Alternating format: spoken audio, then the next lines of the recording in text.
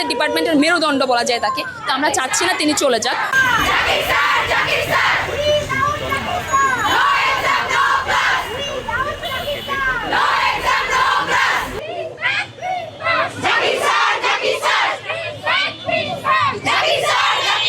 এটা আসলে বিক্ষোভ না, আমাদের আসলে আমাদের অভ্যন্তরীণ একটা সমস্যা ছিল। সেটা ছিল যে আমরা ইংলিশ ডিপার্টমেন্ট, ইডেন কলেজের ইংলিশ ডিপার্টমেন্টে শিক্ষক সংকট চলছে বহুদিন ধরে।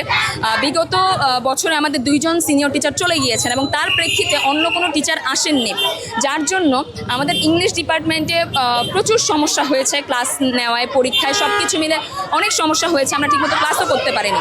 তো এমন অবস্থায় আমাদের একজন সিনিয়র টিচার, যার ট্রান্সফার অর্ডার আসে কিছুদিন আগে, তিনি আসলে অনেক সিনিয়র টিচার এবং অনেক দক্ষ একজন টিচার। তাকে আসলে আমাদের ইডেন কলেজের শিক্ষার্থীরা অসম্ভব ভালোবাসে, শুধুমাত্র তার নৈতিকতার কারণে, তার পড়ানোর দক্ষতার কারণে। আমরা আসলে তাকেই আমাদের মাঝে রাখতে চেয়েছিলাম। আমরা চেয়েছিলাম যে এই ট্রান্সফারটা যেন কোনোভাবে আটকানো যায়। সেই জন্য একটা সহজ সাধারণ দাবি নিয়ে আমরা আমাদের প্রিন্সিপালের কাছে যাই এবং বিগত 4 দিন ধরে আমরা তার কাছে যাই এবং তিনি আমাদের খালি আশ্বস্ত করেন যে হ্যাঁ, জাকির স্যারের ব্যাপারে স্টে করার ব্যাপারে উনি পদক্ষেপ নেবেন, কিন্তু আসলেই তিনি কতটুকু পদক্ষেপ নিয়েছেন সেটা আমাদের সামনে আসলে আমরা দেখতে পাইনি।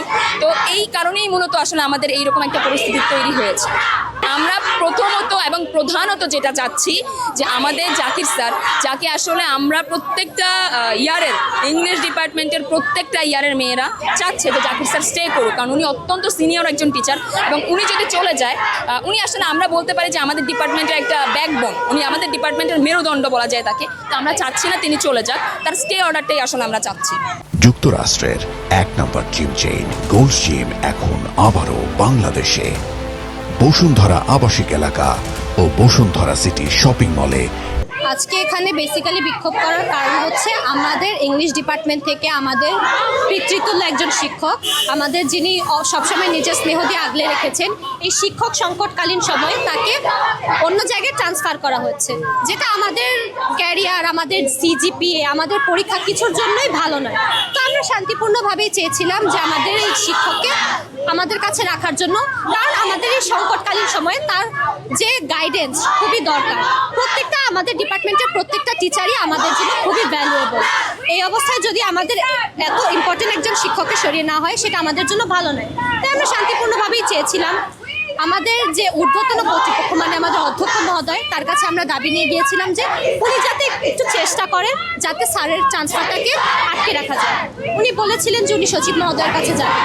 দ্বিতীয় দিন যখন ওনাকে জিজ্ঞেস করা হয় যে সচিব মহোদয়ের কাছে গিয়েছিলেন, আপনি কি জবাব এনেছেন, আমরা যখন বলেছিলাম যে আমাদের এই শিক্ষক সংকটকালীন সময়ে আমাদের একজন টিচারকে আমরা রাখতে চাই, উনি বলেছিলেন যাবেন সচিব মহোদয়ের কাছে, সচিব মহোদয়ের কাছ থেকে উনি উত্তর নিয়ে আসবেন। যখন আমরা জিজ্ঞেস করি দ্বিতীয় দিন, তিনি বললেন যে সচিব মহোদয়ের সাথে ওনার স্কেডিউল মিলেনি, যেটা আমাদের কাছে অত্যন্ত দুঃখজনক। আমরা যদি আমাদের অভিভাবক, মানে আমাদের অধ্যক্ষ মহোদয়ের কাছ থেকে আশ্বাস পাচ্ছি না, আমাদের একটা ছোট্টই দাবি ছিল, আমরা যদি সেটারও আশ্বাস পাচ্ছি না, তাহলে সেটা খুবই দুঃখজনক। এভাবে টালবাহানা করতে করতে 3-4 দিন ধরে, আজকে আমাদের বিগত 3-4 দিন ধরে 300-400-র উপর মেয়ে আমরা কলেজের চক্কর খাচ্ছি। না জানি কত মেয়ে অসুস্থ হয়েছে, 20-25 জন, কিন্তু স্টিল কোনো কনফার্মেশন, কোনো উত্তর কিচ্ছু নেই। না আমাদের অধ্যক্ষ মহোদয় দিতে পারছে, না যে ঊর্ধ্বতন কর্তৃপক্ষ সচিবালয় ওখান থেকে দিতে পারছে। এর জন্যই আমাদের বেসিক্যালি বিক্ষোভ।